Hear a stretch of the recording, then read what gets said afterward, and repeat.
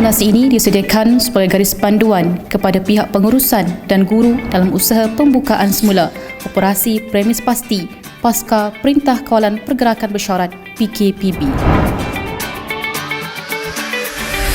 Pastikan setiap ruangan di pasti berada dalam keadaan yang selamat, bersih dan telah disinfeksi.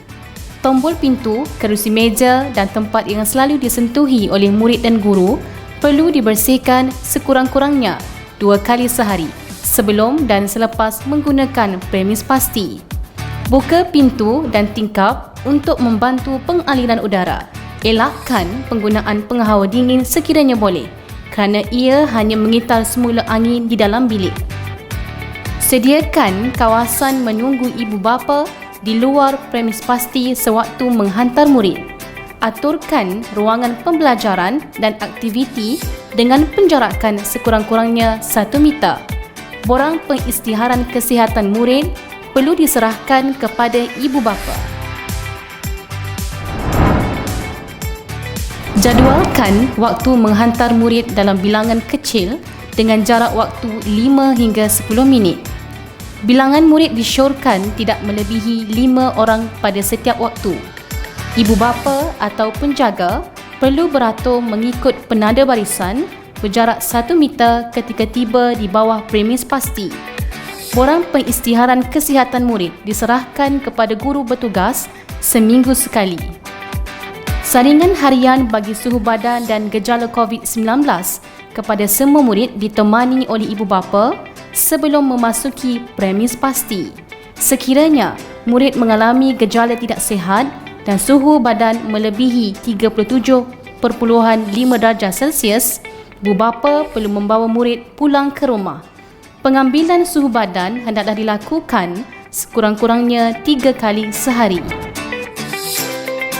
Pastikan murid mengamalkan norma baru sepanjang sesi persekolahan. Tiada sebarang aktiviti berkumpulan sepanjang sesi persekolahan. Guru memastikan murid sentiasa berada dengan penjarakan sosial sekurang-kurangnya 1 meter antara satu sama lain semasa melakukan sebarang aktiviti di pasti. Murid tidak dibenarkan berkongsi alatan dan bahan pembelajaran. Disinfeksi semua permukaan dan objek selepas setiap sesi penggunaan sebelum giliran kumpulan murid seterusnya. Hadis ketiga, menjaga kebersihan at-tuhuru syarah. Maka bersihan itu sebahagian daripada iman. Meningkatkan kekerapan membasuh tangan setiap kali selepas melakukan aktiviti. Tukang masak ataupun pengendali makanan harus memakai penutup mulut, hidung dan lain-lain kelengkapan. Makanan murid perlu disediakan secara individu. Murid tidak dibenarkan berkongsi makanan dan perkakas. Jadualkan waktu makan kelas agar tidak bertindan dan bercampur. Murid dan guru seharusnya makan dalam kelas untuk mengekalkan penjarakan selamat. Pastikan plastik dan sisa makanan dibuang ke dalam tong sampah.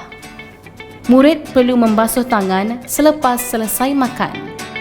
Bersihkan permukaan meja kerusi selepas digunakan. Pastikan tandas dalam keadaan bersih sebelum dan selepas digunakan. Murid beratur dengan penjarakan sekurang-kurangnya 1 meter antara satu sama lain. Murid perlu membasuh tangan selepas menggunakan tandas. Penggunaan tandas perlu dihadkan pada setiap waktu. Pastikan penggunaan tandas oleh murid adalah di bawah pengawasan guru. Jadualkan waktu pengambilan murid semasa pulang. Ibu bapa harus tiba mengikut waktu yang telah ditetapkan untuk mengurangkan waktu menunggu dan mengelakkan perkumpulan. Ibu bapa perlu beratur mengikut penjarakan sosial. Gunakan aplikasi atau alat telekomunikasi yang bersesuaian untuk memanggil murid. Murid membasuh tangan dan suhu badan diambil sebelum meninggalkan pasti. Bagi pasti yang menyediakan perkhidmatan smart pasti atau transit, perkara-perkara berikut perlu dipatuhi. Setiap murid perlu dikhaskan tilam, bantal dan lain-lain yang dilabelkan mengikut nama masing-masing. Kekalkan jarak murid sebanyak 1 meter. Memeriksa suhu setiap murid sebelum tidur. Sekiranya murid mengalami gejala tidak sihat dan suhu badan melebihi 37.5 darjah Celsius, guru perlu menghubungi ibu bapa untuk membawa murid pulang ke rumah.